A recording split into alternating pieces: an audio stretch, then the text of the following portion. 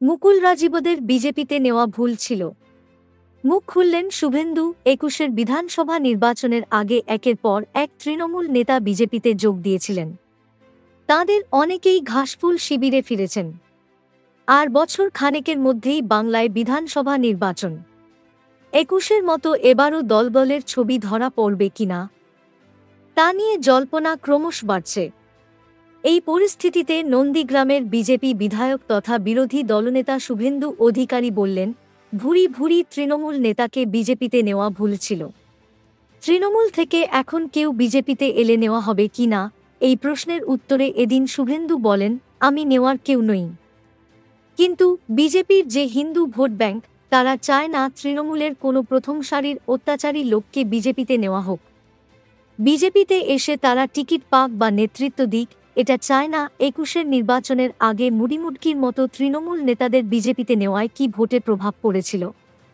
প্রশ্নের উত্তরে শুভেন্দু বলেন, পাবলিক বলে, আমি বলছি না। এরপরই তিনি বলেন, পাবলিক যে ঠিক, সেটা প্রমাণিত হয়েছে। মুকুল রায়, রাজীব বন্দ্যোপাধ্যায়, সব্যসাচী দত্ত, প্রবীর ঘোষাল, জনগণ ঠিক বলেছিলেন। সেটা মেনেই দলের চলা উচিত। কিন্তু ডিসিশন মেকার আমি নেই। ২১-এর নির্বাচনের কয়েক মাস আগে তৃণমূল থেকে বিজেপিতে যোগ দেন শুভেন্দু। তৃণমূলের অনেকেই ভোটের আগে আগে গেরুয়া শিবিরে যোগ দেন।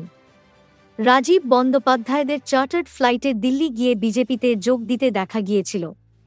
তবে তৃণমূল ছেড়ে মুকুল রায় বিজেপিতে যোগ দেন ২০১৭ সালের ৩ নভেম্বর।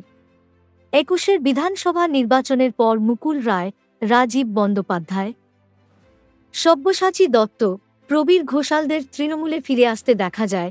শুভেন্দুর মন্তব্য নিয়ে রাজীব বন্দ্যোপাধ্যায় বলেন, বিজেপির কিছু ছিল না, ভুলভাল বলে নিয়ে যাওয়া হয়েছিল। নিজেদের সংগঠন বলতে কিছু নেই। ২০২৪ সালে বিজেপির এই হাল হল কেন? ২০২৪ সালে কি হতে চলেছে?